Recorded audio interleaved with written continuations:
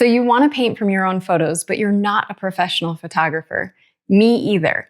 The good news is you don't have to be a pro photographer to take photos that are good enough for painting. I paint from the photos in my camera roll all the time.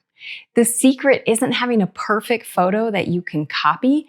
It's knowing how to design a painting from any photo. In this video, I'll show you my exact planning process to take boring photos and turn them into beautiful paintings. Ever since this cactus painting appeared in my How to Stretch Watercolor video, I've gotten a lot of requests to do a tutorial. As it turns out, I didn't film the painting process, but I think I can give you something better, a tutorial on how to design paintings like this yourself. Because I know you have photos in your camera roll that you want to paint, but maybe you just can't see the painting in the photo.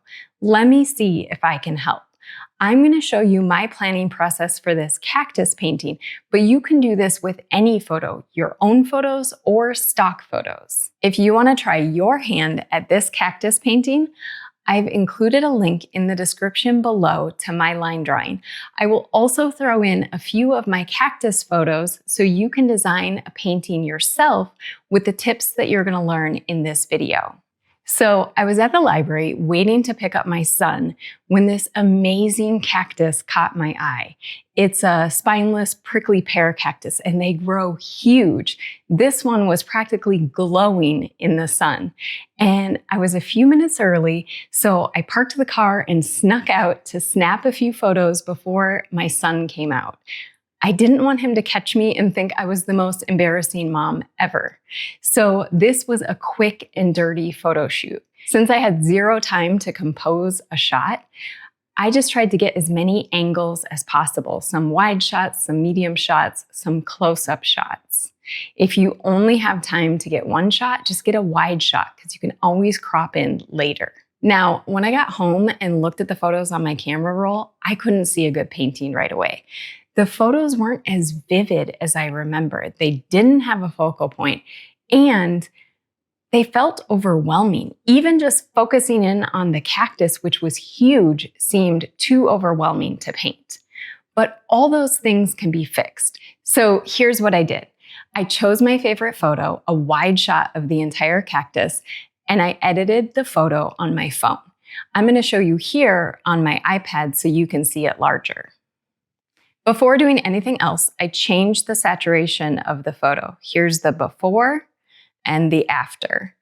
So I wanted to modify the photo to make it look like what I had remembered seeing in person. When I saw the cactus, what caught my eye was the bright highlights where the sun was hitting the tops of the cactus pads. I also loved the contrast between the cactus pads that were facing the sunlight and looked almost blue compared to the ones in the shadow that looked like a warmer green. Next, I chose a focal point. I didn't overthink this. My eye was drawn to these three pads facing the sun, so I zoomed in right on those. There's all different kinds of ways I could have composed a painting from this photo, but it all depends what you want to convey. What I love about this type of prickly pear cactus is how massive they are. If I had tried to paint the entire cactus on my painting, I would have had to make it small and I wouldn't have been able to include as much detail. I wanted it to seem almost life-size, so I wanted the cactus to go off the page on all four sides. So I cropped my photo way in, focusing on those three pads, and decided that this was the area of the photo that I wanted to paint.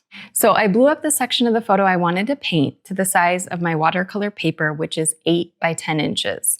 Because I cropped the photo so much, it's blurry at this size, but that doesn't matter. It still has enough detail for me to make the line drawing for my painting. Before we go to the next step, I want to show you something really quick. Hold on. This is my cactus baby. So a couple years ago, I rescued these cactus pads from a park after a storm, and I followed all the advice I found online about how to put them in soil and get them to grow again, but they never did. That is until the week I did this painting. I kid you not, this cactus pad sprouted a little crown of leaves that week and started growing this stem. And that's how I discovered how the cactus get the little polka dot marks all across them. So that's where the leaves are that help the cactus grow. And then as it gets older, those leaves die and fall off, leaving those cute little polka dot marks. Okay, back to designing this painting. Before I do the line drawing, I like to do one extra step. I make a value study. I use a free app for this called Notanizer. When you import your photo, the first thing you'll see is a notan, which is a black and white version of the photo. Across the top, you'll see other options. You can see a black and white version of the photo, the original color version, and then you have some other options that help you do a value study. I like to use the 4-level option, which breaks down my photo into white, black, light gray, and a dark gray. And you can use the sliders at the bottom to adjust how much of each value is showing up in the photo. So if I move the white slider, you see the white in the photo is decreasing. If I increase the black, you can see what happens. So I just like to play with these sliders until I get the contrast that I'm looking for.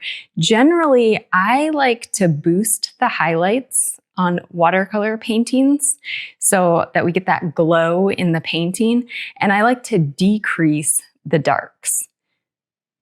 Ultimately, I want this to be recognizable as a cactus, even though it's just these 4 values. Now, a value study helps you see which parts of the painting should be the lightest or possibly even white, and where the shadows should be the darkest. It's much easier to see the contrast this way than in the original color photo. Now, when I'm done, I export this value study so I can use it along with the color photo when I create my line drawing and as reference while I'm painting. The other reason I make a value study is to help me simplify the line drawing. I use the Procreate app on my iPad to trace the photo to create a nice, clean line drawing that I can transfer to my watercolor paper. But if I just trace from the photo directly, it's easy to start drawing in too much unnecessary detail. So while I'm tracing, I have the value study and the photo in Procreate, and I toggle them on and off to make sure I'm tracing the right amount of detail. Now, you don't need an iPad to create drawings like this. You can print out the photo, print out the value study, and use tracing paper to create your line drawing that you can then transfer to your watercolor paper. So don't feel like you need an iPad to do this step. I like to start with tracing the contours of the main shapes first. Then I trace the highlight areas in detail. These are the areas that I want to keep white or lightest and where I'm most likely to have hard edges in my painting. I do not trace as much detail in the shadow areas because when I paint that, I'm going to paint it with soft edges. Now, the value study is also helpful while I'm painting. I put both the photo reference and the value study in the same Procreate file so I can toggle them on and off while I'm painting. Real quick, I want to show you another trick you can use while you're painting. Snap a photo of your painting in progress so that you can check the values. On an iPhone or an iPad, go into edit mode and add a filter. I like to just scroll all the way to the end to this noir filter. It turns your photo black and white. Now, if your painting doesn't have enough contrast, like the early layers of this painting here, it will be really obvious. You can tap on the photo to see the before and after. Now, if we do the same thing and compare it to the finished painting, you can see that the contrast is much better because I use this trick to check my painting while I worked on it. Next, I create a color palette. I always want to figure out the least amount of colors I can use to paint any subject. I always work with a limited color palette for my paintings of only 4, maybe 5 colors. For this cactus painting, I needed a whole lot of greens, but I needed a range of greens from yellow greens all the way to blue greens. So for the main green mix, I chose to start with my favorite green combo, which is mixing phthalo green with new gamboge. This is what gives you those nice warm green golds. Now, phthalo green is very vibrant. When you mix it with new gamboge, it gets neutralized a little bit, but I needed to tone that green down even further for this cactus. To do that, I used quinacridone violet. If you don't have a violet, you could also use a pink like quinacridone rose to do the same thing. The idea is that you're using a color, either pink or a pinkish purple, that is a complement to the green, which will tone it down. So let me show you an example. This succulent painting was painted with only phthalo green and quinacridone violet. These two colors tone each other down, so you would never even guess that this was painted with the vibrant phthalo green because it's been toned down with the quinacridone violet. So back to this cactus painting. So I had phthalo green and new gamboge for my main green mix, which I toned down with quinacridone violet. Now, I wanted to get a nice teal color for the pads facing the sun that, remember, are the focal point of my painting. To do that, I brought in phthalo blue, which mixes well with phthalo green to create phthalo turquoise, which I didn't have on my palette at the time. I do now because I was mixing it so often. Now, I played with these four colors and I was happy with all of the mixes I could create, except I couldn't create the bright yellow green that I wanted around the highlight areas where the sunlight was hitting the tops of the cactus pads. The new gamboge, even when it's watered down a lot, is still a very warm yellow. So I brought in one more color, and that was Hansa Yellow Light, which is super bright, but it worked perfectly in light washes to just add that glow that I felt like these cactuses needed. With my color palette ready, I transferred my line drawing to my watercolor paper. Instead of tracing the entire drawing, I used my light box to apply masking fluid on the white areas first. That just saved me from a little bit of tracing.